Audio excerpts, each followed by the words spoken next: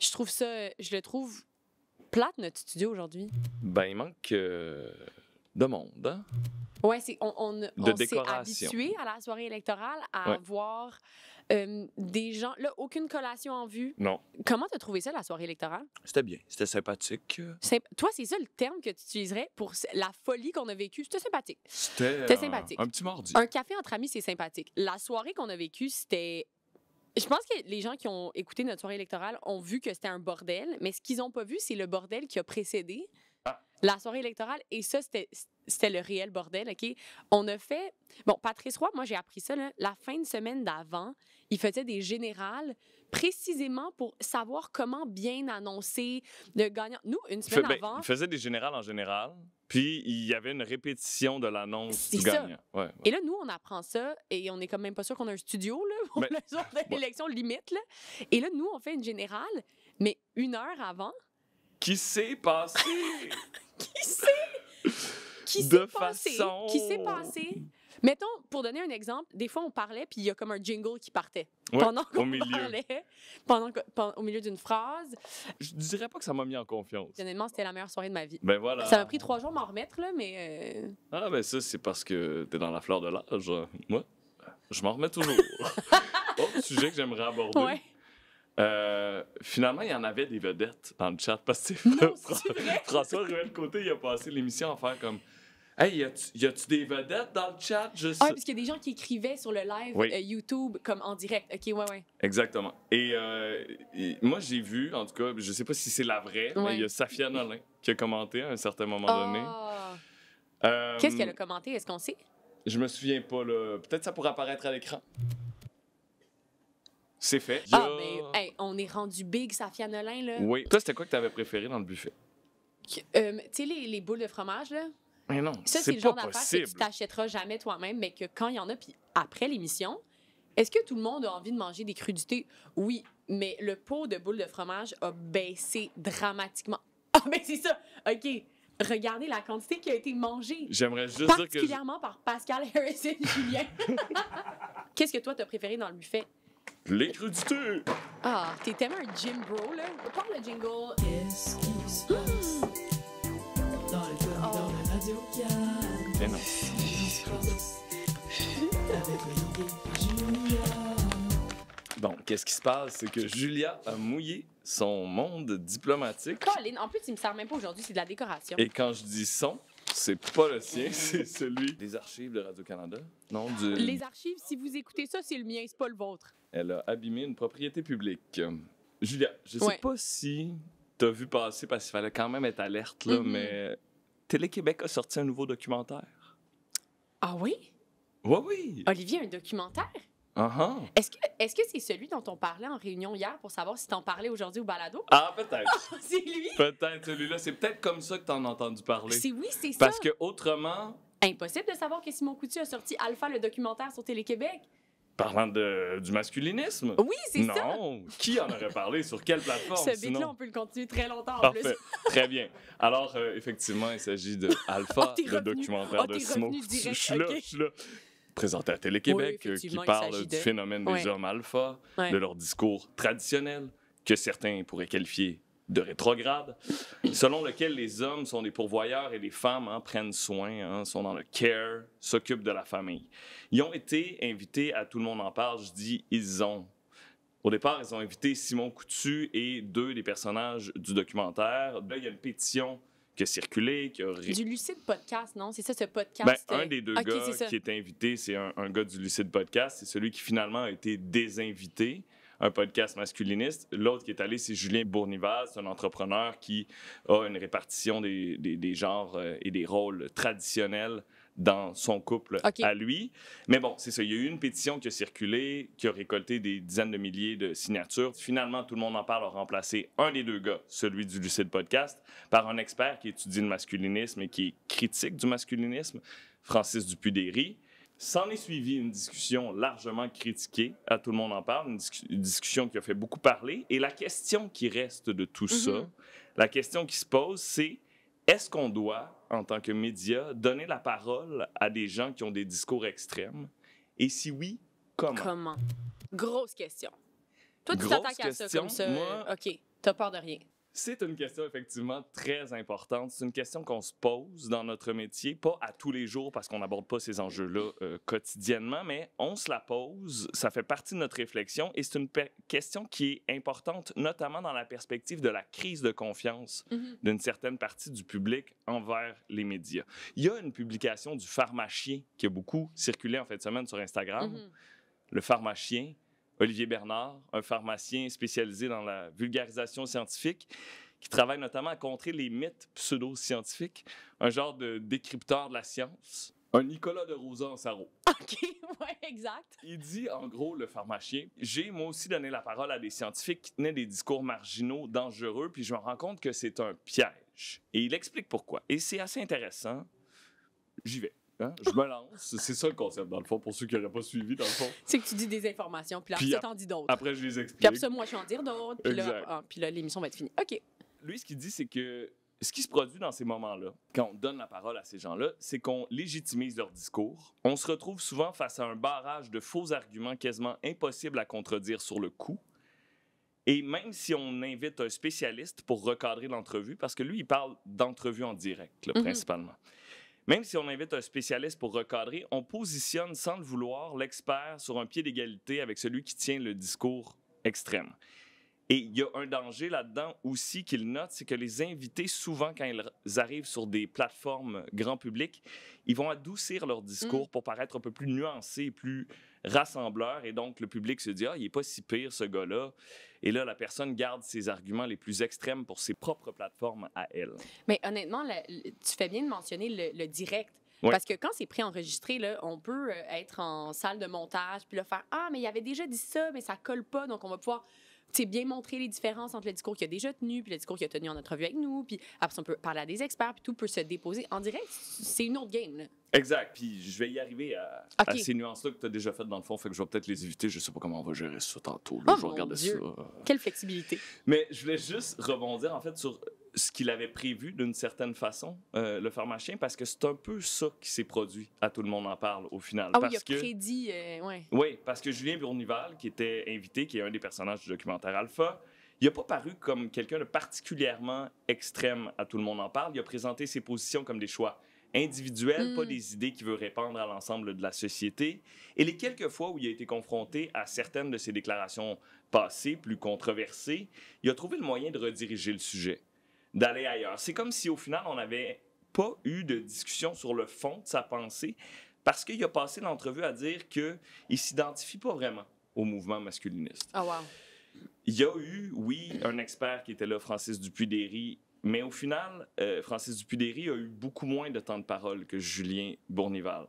Aussi, ce qu'on a remarqué dans cette entrevue-là, c'est comme tout tournait autour de Julien Bournival, comme tout le monde sur le plateau avait des questions pour lui, ça lui a permis, après dans ses publications Instagram et même sur le plateau, de se positionner un peu en victime de la pensée unique, seul contre tous étant tenant de la pensée dominante avec laquelle il serait impossible de débattre. Et lui, ça l'a servi un petit peu dans son propos et dans son positionnement. Bref, ce qu'avait prévu le pharmacien, c'est un petit peu avéré. Dans sa publication, le pharmacien, il dit « C'est important de parler de ces phénomènes-là. » Sauf qu'il estime que les médias ne devraient pas les amplifier. Et là, ça, je ne sais pas si tu en conviens avec moi, mais on dirait que la ligne est extrêmement mince. Mais tellement. Parce que peu importe le format, t'amplifies la voix. Tu donnes un espace pour s'exprimer à des gens qui, au final, dans ce cas-ci, n'avaient pas une tribune particulièrement importante. Tu sais, Julien Bournival avait 7000 abonnés sur son compte Instagram avant de passer à Tout le monde en parle, avant de faire partie du documentaire. Les gars du Lucide Podcast, leurs épisodes sont écoutés 2-3 000 fois. Il y en a certains qui excuse-moi, ça, c'est quand même hallucinant. Parce que moi, je m'imaginais que c'était énormément plus. Non, c'est somme toute marginal. Et donc, on leur donne une tribune, peu importe comment on les met en scène. Selon lui, selon le pharmacien, il faut le faire en reportage, en enquête, en documentaire. Il n'y a pas de problème avec ça. Mais en entrevue en direct, selon lui, c'est non, parce que c'est plus délicat, parce que tu en as parlé, parce que en reportage, on peut contextualiser, on peut recadrer, on peut couper ou confronter les faux arguments ou les mensonges. En direct, c'est plus périlleux. Il y a Rima El Khoury, dans la presse, la chroniqueuse, qui a signé une chronique et qui s'inscrit un petit peu dans la même lignée que le pharmacien. C'est-à-dire, elle dit des reportages sur les masculinistes, ça en prend, puis oui, il en faut, comme un reportage comme celui qu'avait signé Léa Carrier dans la presse il y a un an environ, ou comme le documentaire de Simon. Elle dit, c'est absolument nécessaire. On ne peut pas comprendre une mouvance en l'ignorant. Et c'est ça aussi le nœud, hein? Parce que les jeunes, ils voient, les jeunes, mais tout le monde, on voit ça passer sur nos réseaux sociaux, ces pensées-là. On peut être exposé à ça. C'est pas comme si, en les ignorant, ils n'existeraient plus. Là, ce documentaire-là sert notamment à informer les parents pour qu'ils soient plus outillés pour aborder la discussion avec leurs jeunes. Bon, Rima donne la parole à Mélissa Blais, qui étudie la monosphère, les individus à tendance masculiniste, et elle dit, ce qu'on a entendu à Tout le monde en parle, c'est pas du tout ce qui est sur le web. On est prudent, on est stratégique, il y a des choses qu'on dit pas, et ça donne à penser qu'ils sont pas si pires que ça, les messieurs. Et donc, monsieur, madame, tout le monde peut en venir à s'intéresser à leur discours, un discours qui, éventuellement, une fois éloigné des grands plateaux de télévision, peut prendre un virage plus extrême. C'est un petit peu à l'image de Andrew Tate, qui est un peu le père de ce renouveau masculiniste-là. Une partie de son discours porte sur l'entrepreneuriat, sur la discipline personnelle. Il y a beaucoup ça, Et ça peut être séduisant pour des jeunes, mais il y a une deuxième portion de son discours qui est misogyne, qui est dégradant pour les femmes, qui peut être violent pour les femmes, pour les minorités sexuelles. Et donc, pour éviter que le public soit exposé à une version édulcorée de ces personnes-là et puisse bénéficier d'une mise en perspective complète, là, Rima El Khoury semble dire, elle aussi, que les entrevues en direct sur un plateau télévisé, surtout l'émission la plus écoutée au Québec, c'est peut-être pas la meilleure des idées. Les gens de Tout le monde en parle ont réagi, ceci dit. C'est-à-dire l'équipe de production. Là, oui, le producteur et l'animateur. Okay. Le producteur Guillaume L'Espérance dit « J'ai un sérieux problème avec ces gens qui se croient au-dessus de la mêlée, qui essaient de dicter ce qui peut aller en onde ou non. À la minute qu'on tait certaines voix, je trouve que c'est pas propice à la discussion. Au Québec, contrairement à la France, on est rapide à crier au boycott ou à s'insurger. Dès que le ton monte un peu à la télévision, ça m'inquiète. » Guillaume Lepage, lui aussi, a défendu la décision de l'émission de la façon suivante. Il a dit « J'ai pas envie de recevoir des gens qui ont commis des gestes criminels. Ça, c'est ma limite. Mais pour le reste, je suis contre la culture de l'annulation. Même pour les gens qui disent des affaires avec lesquelles je suis complètement en désaccord, c'est pas comme ça qu'on fait avancer une société. » Tout le monde en parle n'est pas la seule émission à avoir reçu en entrevue un des personnages du documentaire. Il y a Pénélope à la radio la semaine dernière qui a fait un segment d'une 30aine de minutes avec le réalisateur Simon Coutu et avec Julien Bournival. Et exceptionnellement, parce que Pénélope, c'est toujours ou pas mal toujours en direct, là, ils ont préenregistré l'entrevue. Ah! Et c'est intéressant parce qu'ils l'ont fait pour se protéger, pour se prévenir d'éventuels dérapages.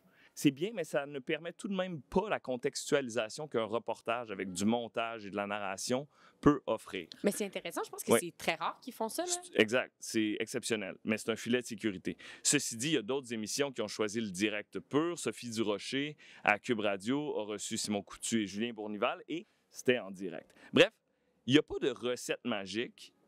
Tout le monde ne s'entend pas. Il n'y a pas de formule unique et prescrite. Les médias ont réfléchi à ces questions-là. C'est en mouvement. Peut-être que ce qui est vrai aujourd'hui ne le sera plus dans 2 semaines. Mais on est à une période où les gens ont moins confiance que jamais dans les médias. C'est notamment parce que certaines personnes nous ont prêté pendant la pandémie un agenda, nous ont reproché de taire certaines voix discordantes. Ouais. Et donc, il faut s'assurer de témoigner des différents courants de pensée dans la société, ne serait-ce que pour tendre une main à ces gens-là qui estiment qu'on est des gatekeepers là, ou des gardiens de ce qui doit être dit ou ne pas être dit. Mais il faut aussi être transparent dans nos réflexions entourant ces décisions éditoriales-là pour que les gens comprennent et pour que les gens qui continuent à nous écouter gardent confiance en nous. Ça, c'est vraiment intéressant. Oli, tu te souviens, dans notre première saison, genre, de Qu'est-ce qui se passe? Tu nous avais là, parce improvisé... Genre, là, on est rendu à la 12e. Là. 4e. Tu nous avais comme improvisé un peu notre devis. Te souviens-tu, c'était quoi, genre? Oui. Genre, vas-y donc. À peu près, là, c'est... à qu'est-ce qui se passe? Des fois, on vous décrypte la une, mais des fois, on vous décrypte ce qui est en page 12 parce qu'on estime que ce qui est en page 12 aurait dû se retrouver en la une. Qu'est-ce qui se passe? C'est quelque chose de genre. Ouais. Là, je te propose vraiment un sujet de type page 12. Yes. Qui a vraiment piqué ma curiosité. J'étais avec des amis, puis là, je leur présentais tous les sujets que j'hésitais. J'étais comme, est-ce que je parle de ça? Là, je leur ai parlé de ce sujet-là, puis ils étaient comme, mais c'est ça. Et ça m'a étonnée, OK? Parce que c'est un sujet... Tu sais comment le vendre. C'est un sujet qui pourrait intéresser les amateurs de produits de la mer parmi nous, n'est-ce pas, Olivier? J'adore le terme « produit de la mer ». Là. Ça fait très les chefs avec Élise Marquis. Respecter le produit. Respecter le produit de la mer. Qu'il soit de la mer ou de la terre. Aspirant chef. Qu'est-ce qu'elle dit, non? Go. Non. À vos marques. Ah, mon Dieu, j'ai comme écouté des heures. Qu'est-ce qu'elle dit? La compétition commence maintenant. Bon. Ah, ouais, voilà. Olivier, je suis tombée sur une étude de la Ambrose University de Calgary où des chercheurs ont analysé plus de 450 produits de la mer. Ça devait sentir très bon dans ce laboratoire. De 2014 Ça dépend à quand 2020. ils les ont analysés. Bon, voilà. De 2014 à 2020 pour savoir s'ils étaient bien étiquetés ou non. Donc, en gros, pour savoir si tu achètes du saumon à l'épicerie, puis ça peut être aussi au restaurant ou à la poissonnerie, ben c'est bel et bien du saumon qui va se retrouver dans ton assiette. Et qu'est-ce qu'ils ont trouvé, Olivier? Qu'une fois sur 5, c'était pas le cas. Une fois sur 5. Et là, ça, c'est l'étude la plus récente, une étude qui s'est penchée sur le cas du Canada, mais c'est un problème mondial. En 2021, The Guardian avait analysé 44 études du genre, là, donc qui se penchaient sur l'étiquetage ou le mauvais étiquetage des produits de la mer. 44 études du genre, donc venant du Canada, des États-Unis, du Royaume-Uni, de Singapour, de l'Australie et de la Nouvelle-Zélande. Et ils ont trouvé que dans l'échantillon combiné de toutes ces études, dans environ 40% des cas, les poissons étaient mal étiquetés. Ah non, c'est impressionnant. J'ai une amie que je salue, Catherine Lamontagne, qui travaille au Journal de Québec, qui a fait des enquêtes sur ces questions-là à travers les années et qui constatait que c'était...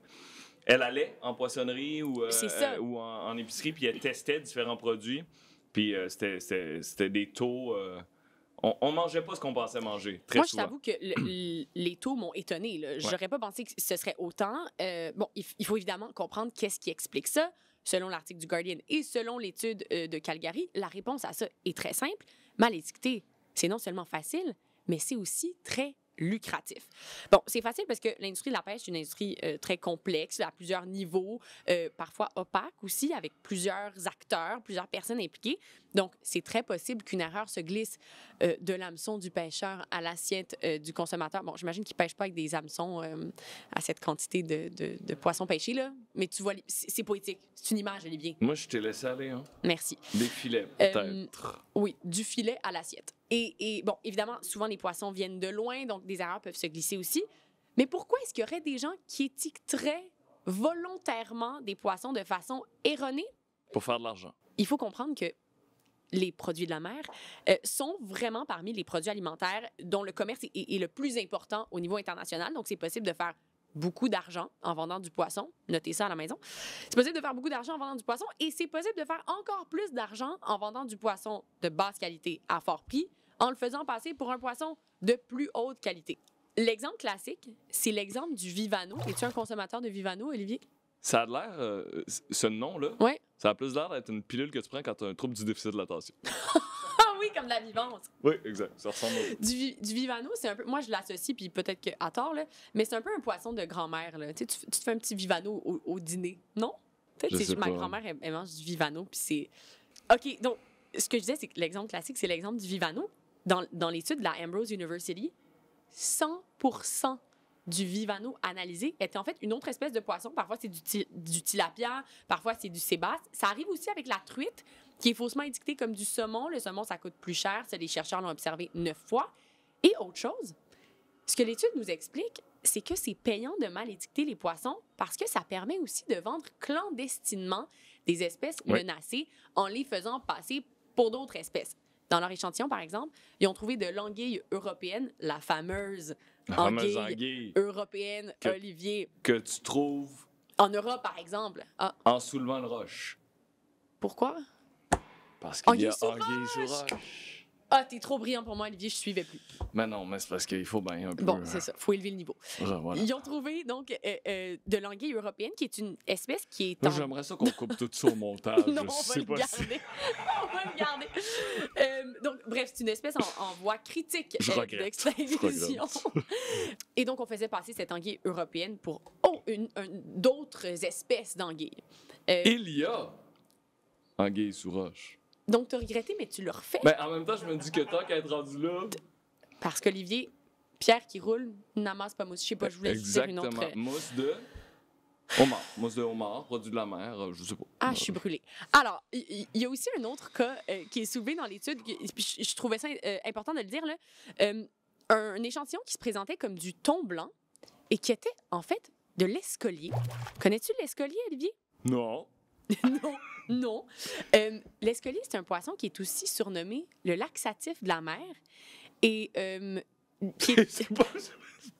Ça... Je vais prendre la défense de l'escolier, c'est pas le surnom le plus le fun. Mais Olivier, malheureusement, non, après, il l'a mérité. Les faits sont les faits. Hein. Oui, il a déjà causé des hospitalisations, ce poisson-là. Donc, bon, c'est ça. C'est sûr que là, on parlait de cas de fraude où les enjeux sont financiers, mais dans ce cas-ci, les enjeux sont de l'ordre de la santé physique là, des consommateurs. C'est pas juste tu payes plus cher pour ta truite qui est déguisée en saumon. C'était à l'hôpital parce que tu as mangé du laxatif des mers. Évidemment, ce qu'on veut un peu savoir, c'est quoi faire à partir du moment où on comprend qu'il y a ce problème-là qui existe. Oui.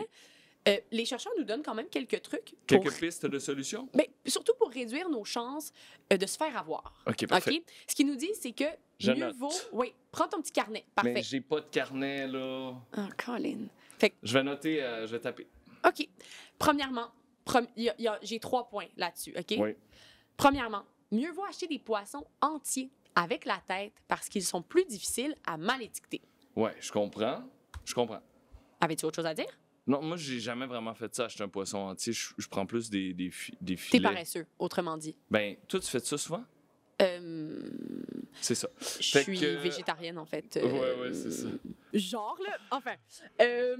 2, acheter des produits de la mer certifiés durables.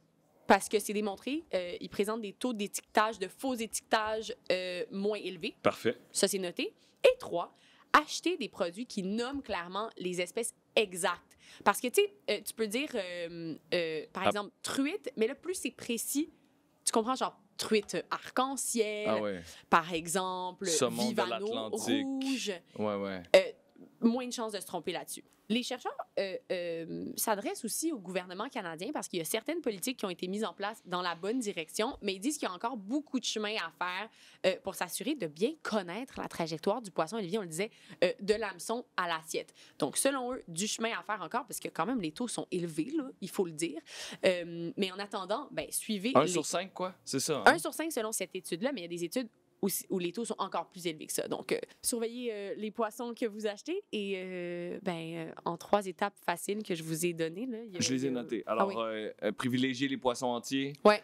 Les poissons certifiés durables. Exact. Ah ouais. Et acheter des produits qui sont identifiés précisément, idéalement avec le prénom de l'animal. Malgré les apparences, t'es bon élève, Olivier. Félicitations. 100%. À l'examen. Merci. À plus. C'est terminé? Oui, sans plus tarder, là, c'est le moment qu'on attendait tous. Est-ce que tu as un sujet ou... Toi, est-ce qu'il te restait un sujet? Non. Moi non plus. Est-ce qu'on arrête ça là? C'est rare, les émissions juste à 2 sujets. Hein? Mais qu'est-ce qui se passe? C'est le cas de le dire. Qu'est-ce qui se passe? Est-ce qu'on n'aurait pas notre premier invité de l'histoire de qu'est-ce qui se passe? Tasse-moi les boules de fromage. On accueille en grande primeur celui que vous aimez déjà tellement, Marin Fortin Bouteau! Bravo! Est-ce que mon ordi est dans le chemin, Marin? Non. Alors, pour ceux qui n'auraient pas été des nôtres pendant la soirée électorale... Qu'est-ce que vous faisiez, littéralement? J'osais pas, mais une chance t'es là. OK. C'est encore disponible sur le web, hein? C'est possible Au cas où vous n'ayez pas vu les nouvelles entre-temps. Non, mais bon, on fait pas juste annoncer les nouvelles dans ce show-là. Non, c'est vrai, il y a beaucoup de plaisir. Ouais. Et d'agrément, et d'analyse brillante Marin, j'ai une question. Fortin Bouteau, c'était lui notre... On va juste finir de le présenter, mais ce sera pas long. Il a pris ses aises, Marin. Pareil, hein? Et là, il lève sa main comme si c'était... On va te le dire quand tu vas pouvoir parler, Marin. Très poli, toutefois. Oui, alors, Marin Fortin-Bouteau, chercheur associé à la chaire Raoul Dandurand. Également, toi, tu connais... Doctorant affilié au Cérium. Voilà, et c'était notre expert en résidence, notre analyste de la politique américaine lors de cette soirée. Là, tu as le droit de parler, Marin. Oui. J'avais un petit cadeau pour vous. C'est pas vrai? À défaut, je voulais vraiment vous faire un dessin pour le mur des amis. Mais je me suis, heureusement ou malheureusement, trop concentré sur les élections américaines. Ah ouais, c'est correct. Ça. Donc, je voulais vous offrir cette relique. Le carnet de la soirée électorale. C'est le vrai? Improbable. C'est le vrai. Il est signé. Je ne l'ai pas daté, mais est-ce que tu sais combien ça vaut, ça? Ça vaut extrêmement cher. Explique, Oli. Parce qu'il faut comprendre que le carnet de marin est devenu aussi populaire que le crayon de Patrice Roy ou que les lunettes de Patrice Roy. Marin notait des choses toute la soirée. D'ailleurs, tu nous as toujours pas dit qu'est-ce que tu notais. Oui, à un moment donné, tu nous as dit. À un moment donné, je l'ai dit. C'était pas si intéressant qu'on l'aurait cru. Dirais-tu, Julia, que c'est le moment où on explique pourquoi Marin est là? Ah oui. Pourquoi je suis là? Parce qu'on t'a trouvé vraiment le fun, puis on était comment? On pourrait prendre de ses nouvelles. On chill avec Marin, genre? On pourrait prendre de ses nouvelles. On chill avec Marin, puis là, c'était comme notre seul dispo. C'était notre seul Tu veux-tu un cheese ball? Ah ouais. Hein? Réussite, les gars de sport. 100%. Les gars de sport. Ouais. Non. Non. Et si tu me le lances, Olivier, ça va mal aller. Fais-le pas. Wow, les menaces. Fais-le pas. Gros matin. Thomas? Oh! Non! Non! Wow! Incroyable. Malheureusement, il n'y avait pas de caméra pour saisir Personne ça. va pouvoir voir ça. Tom, tu me niaises. Et c'était Hey, c'était même pas fou. une balloune, Il y a c'était comme- un liner. Ouais, puis il a ralenti, puis là, Tom... OK. Marin, on est évidemment là pour revenir sur les résultats de la soirée électorale, Oui. pour voir, bon, qu'est-ce que tout ça peut vouloir dire. Là, il faut peut-être commencer en disant qu'on a passé toute la campagne à dire à quel point c'était serré dans les États pivots. C'est serré, au coude à coude, plus serré que jamais. Et finalement, Et là, bon, Trump n'a pas gagné par des marges immenses, mais il a remporté tous les États pivots, là. Oui. tous les États pivots. Les 7, Qu'est-ce qui a fait la différence? C'est ça que je veux te demander. en un seul mot, l'économie. Oh! L'économie, c'est l'élément le plus important de la campagne. On en parlait déjà de manière préalable durant la soirée électorale et avant ça, j'en ai parlé avec du monde. Puis, pourquoi est-ce que Pas un petit l'économie... bout, pareil, qu'on parle d'économie, mine Ouais. de rien. là. Ouais. Mais l'économie, c'est vraiment l'enjeu le plus important pour les Américains et les Américaines dans cette idée où c'est vraiment la chose qui les affecte le plus dans leur quotidien.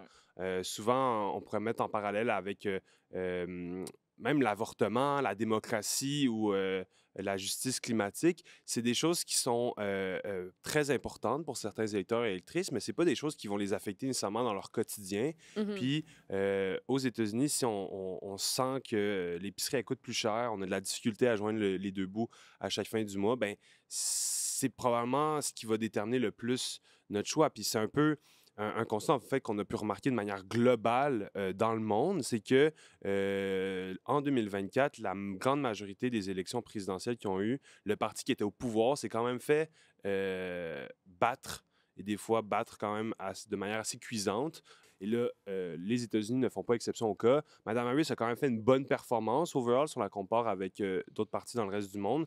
Mais ça reste qu'il y a un peu cette espèce d'élection-là qui arrive à la suite d'un mandat qui fait suite à la pandémie de la COVID-19, où l'inflation est vraiment cet enjeu-là extrêmement important. Puis on a beau à dire qu'économiquement, ça allait mieux avec Mme Harris, mais ça, c'est des enjeux qui sont plus macroscopiques, alors que dans les poches des gens microscopiques, ben là, on ressent pas la différence. C'est ça, mais c'est qu'il y a beaucoup été dit que l'augmentation de salaire a compensé pour l'inflation. Mais je lisais dans le journal, et malheureusement, je ne peux attribuer la source. Dans le fond, une augmentation de salaire, on le perçoit comme quelque chose de mérité. Ouais, Alors que l'inflation, c'est subi.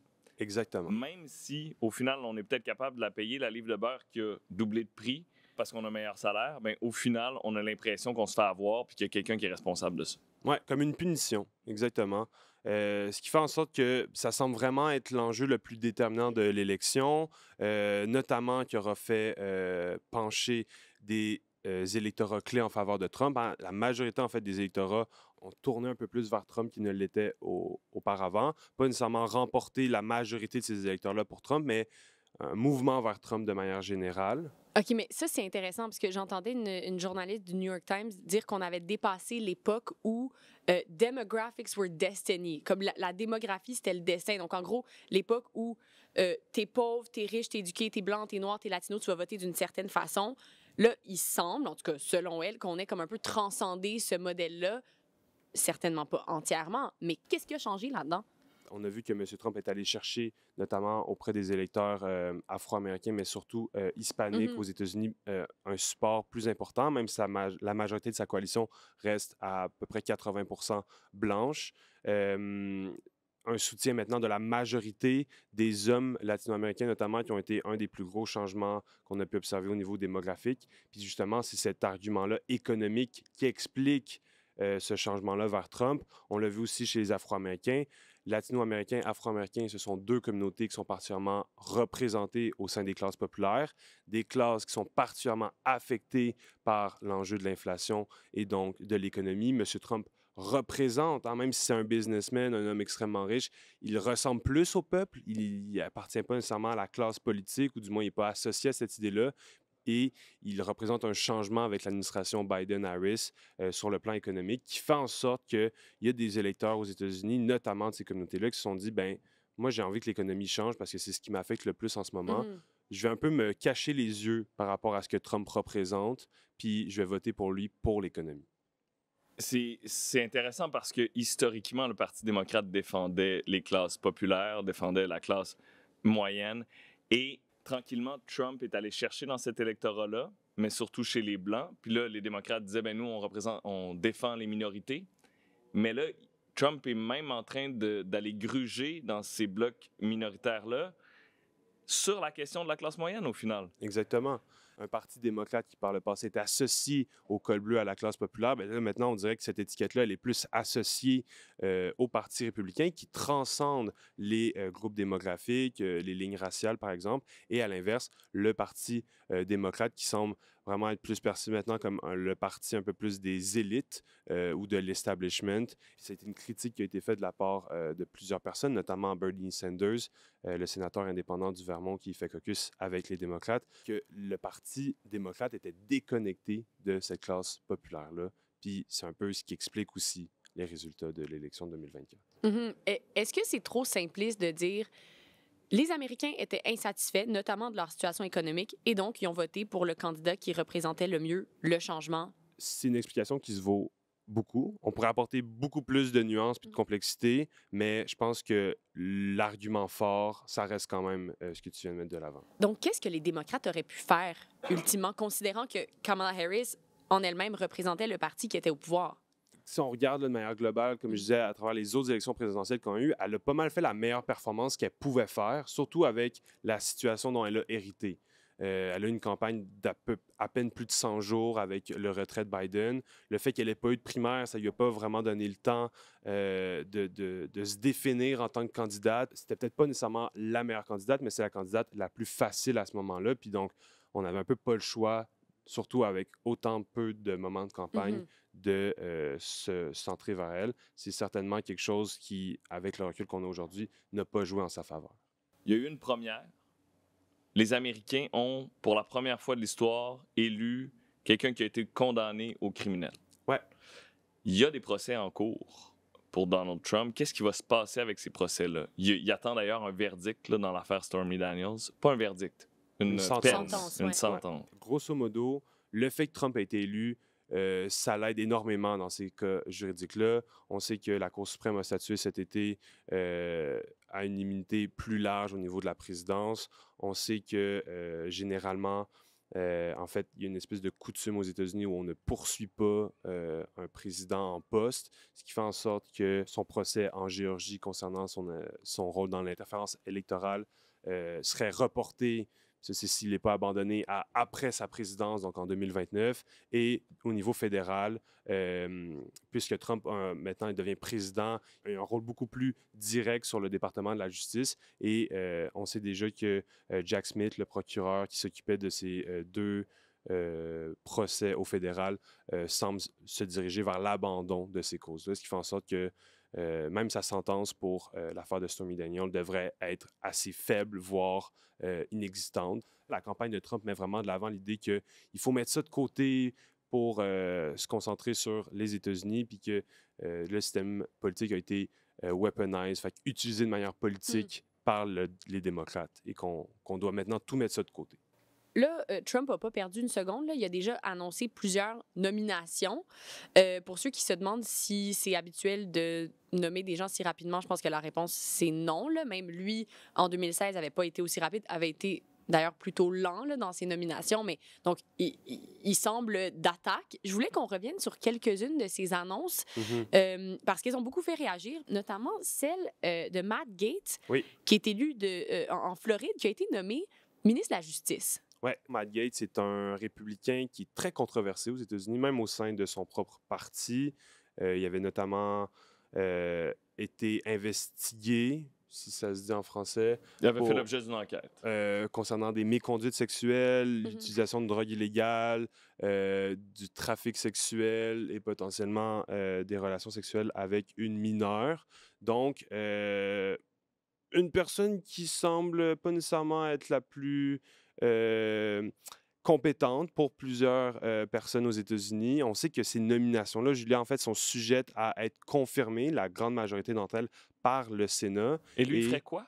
Il deviendrait le procureur général, qui est un peu l'équivalent du ministre de la Justice. Donc, c'est assez un peu ironique, disons, par rapport à toutes les accusations dont il fait cause. Est-ce que sa confirmation sera mise de l'avant? Parce qu'on sait que ces nominations-là doivent être confirmées par une majorité simple au Sénat. Et c'est celle qui, jusqu'à présent, malgré les autres, entre guillemets, nominations qui semblent un peu inhabituelles, serait la plus difficile à faire passer. Est-ce qu'il va réussir à se faire élire à travers une majorité simple? Mais là, le Sénat est à majorité républicaine. Exactement. Mais ça ne veut pas nécessairement dire que tous les sénateurs républicains, surtout considérant la bisbille et la controverse qu'il incarne, ne seraient favorables à cela. Et voilà. Une des nominations qui a vraiment retenu l'attention, c'est celle d'Elon Musk. Oui. Donc, le propriétaire, le président directeur général de Tesla. SpaceX. Donc, quelqu'un de la Silicon Valley, de l'entreprise privée, du domaine des technologies, l'homme le plus riche de la planète. Ouais. Bon, un homme d'affaires très important qui, là, tout à coup, est nommé à un poste à l'intérieur du gouvernement. Le ministère de l'efficacité gouvernementale. Oui, puis ce qui est assez ironique, c'est qu'il nomme 2 personnes à la tête de ce ministère-là. Aussi. Donc, ça fait en sorte que c'est ça. C'est un peu ironique pour que l'efficacité se fasse finalement par 2 personnes au lieu d'une. Ouais. Après, d'après moi, il ne doit pas y avoir beaucoup de lousse dans l'horaire d'Elon Musk. Mais ça, c'est d'une perspective extérieure. Oui, on s'y attendait. Trump l'avait déjà annoncé préalablement, mais ça soulève beaucoup de questions en ce qui concerne les conflits d'intérêts. On sait que SpaceX est l'un des principaux bénéficiaires de contrats qui équivaut à plusieurs millions de dollars avec notamment la NASA, mais d'autres agences gouvernementales. Ce nouveau ministère-là de l'efficacité aurait pour vocation de couper dans plusieurs programmes fédéraux. On peut s'attendre à ce que ça ne soit pas vraiment le cas dans les programmes qui avantagent M. Musk. On peut s'attendre aussi à ce que sa proximité de sa relation avec M. Trump l'amène à avoir potentiellement des préférences ou des avantages qui soulèvent plusieurs conflits d'intérêts plus que potentiels, j'ai envie de dire. Il y en a d'autres qui ont retenu l'attention. Il y a cet animateur de Fox News qui a été nommé ministre de la Défense. Oui. Rappelle-moi son nom. Rappelle-moi son nom. Je veux pas le prononcer. Je sais pas comment. Non plus, je sais pas comment le prononcer. Pete Hegseth. Bon, c'est très bien, ça. Mais je sais pas si c'est de même qu'on le dit. Ben, on peut le dire de même. Je vais le googler vite. Voilà. Pete Hegseth. Pete Hegseth. Qu'est-ce qu'on sait de lui? Mais on sait que c'est un vétéran de l'armée américaine. On sait que c'est un animateur de Fox News notamment. Mais ce qu'il évoque, c'est surtout cette tendance-là que Trump a pris pour son cabinet, c'est-à-dire des gens qui n'ont pas nécessairement d'expérience, notamment dans le milieu politique. Vivek Ramaswamy, Elon Musk, c'est des entrepreneurs. Mais aussi des gens, et ça, c'est vraiment le critère clé pour Trump, la loyauté. Il place ses soldats à travers l'État. Trump veut s'entourer de gens qui vont lui dire oui puis qui vont être d'accord avec lui dans la grande majorité des cas. Et c'est un peu ça qu'il fait avec ce genre de nomination-là. Donc, il y a des gens qui lui sont favorables, qui placent à la tête des différents départements. Il y a aussi la majorité républicaine à la Chambre des représentants et au Sénat. Oui. Puis aussi, la Cour suprême qui est à avantage conservatrice aussi, ce qui est pas... C'est un élément important à mettre de l'avant. Donc, techniquement, tout est en place pour qu'il puisse déployer l'entièreté de ses politiques. Oui. C'est quoi les contre-pouvoirs, j'ai envie de dire, oui, c'est ça la question. À cette quasiment totalité du contrôle républicain? Bien, il y en a quelques-uns. Déjà, Trump n'est pas au-dessus de la loi, même si on peut encore douter de ça, et même si la Cour suprême est à son avantage, entre guillemets. Là. La Cour suprême n'est pas politique de manière théorique. Mais bon, on sait que les démocrates se sont réunis récemment pour justement profiter des derniers jours qui restent là, avant l'inauguration de Trump le 20 janvier prochain, parce que Trump n'est pas encore président, il va l'être uniquement le 20 janvier prochain. Et donc, pour profiter du temps qui reste au Sénat, qui est encore en ce moment à majorité démocrate, pour procéder à des nominations de juges le plus possible, pour mettre des juges en poste qui sont plus favorables, plus libéraux dans leur manière de penser. C'est déjà une des premières choses. Après ça, il y a des ambitions potentiellement de Trump qui ne sont pas réalisables, ou du moins difficilement réalisables. On parlait notamment des déportations de masse, à quel point ça prendrait beaucoup de budget, de personnel, d'espace, etc. Donc, c'est un projet de très grande envergure. À quel point est-ce que c'est réaliste? Ça a vraiment le potentiel de mettre des bâtons dans les roues de cette promesse électorale-là. Mais sinon, la fine marge au sein de la Chambre des représentants fait en sorte que, puis on l'a déjà vu dans le passé, hein, le Parti républicain, il y a quand même s'il est relativement plus unifié derrière Trump qu'il ne l'était lorsqu'il est rentré à la présidence en 2016, bien, il y a des conflits internes au sein du parti. Et donc, potentiellement, cette majorité-là, bien, elle n'est pas acquise, hein, parce que c'est à quelques sièges près. Et potentiellement, sur 218 personnes qu'il faut, bien, il y en aurait quelques-unes qui ne seraient pas d'accord avec les politiques mises de l'avant. Même dans le camp républicain, qui pourraient changer d'idée, qui pourraient s'abstenir de voter ou qui pourraient voter contre les politiques ou les nominations. Totalement. Les nominations, il n'y a pas de nomination. Nomination, c'est le Sénat. Ah, mais le Sénat, justement, il faut un vote de 60 sénateurs, sénatrices sur 100 pour clore les débats, pour mener au vote. Considérant que là, les républicains ont 52 ou 53, je pense que ce n'est pas encore officiel pour le 53e siège, ben, ils n'ont pas les 60 sièges requis, et ce qui fait en sorte qu'ils doivent encore conjuguer avec les démocrates pour justement avoir les 60 voix requis au Sénat et ultimement clore les débats pour qu'il y ait un vote sur un projet de loi qui sera passé. D'accord. Tu sais, Marin, après l'élection, tu me disais qu'après toute cette intensité-là, tu allais devoir prendre un pas de recul de l'actualité des États-Unis. Penses-tu que tu vas être capable? Je pensais être capable. Là, finalement, vous avez dit « Hey, viens-t'en, qu'est-ce qui se passe? » Là, j'étais comme « Bon, ça faut que je m'y remette. » Pas, Mais ce là, genre la semaine d'invitation. prochaine, promis, on te laisse tranquille en congé. Tu peux te reposer. Oh my God. Mais promets pas ça trop vite, on sait pas. Ouais. Non, ben, ça me dérangerait pas d'en revenir. Bouge pas, reste stand-by, ça se peut qu'on te revienne. Qu'est-ce qui se passe devient tout à coup une balado sur la politique américaine. Une balado? Moi, des fois, je dis une, des fois, je dis un, mais je pense qu'il faut dire un. Effectivement, merci de me reprendre. C'était Super. tout pour qu'est-ce qui se passe. C'est Merci. tout, c'est terminé, c'est tout pour la semaine. On se revoit peut-être la semaine prochaine. Merci, Marin. Merci. C'était-tu le but? C'était de faire les poignées de main Ouais. les plus bizarres possibles? Ouais. OK, parfait. Je vais... C'est le fun, tout ça. Merci. À la semaine prochaine. Dis-moi qu'est-ce qui se passe, dis-moi qu'est-ce qui se passe.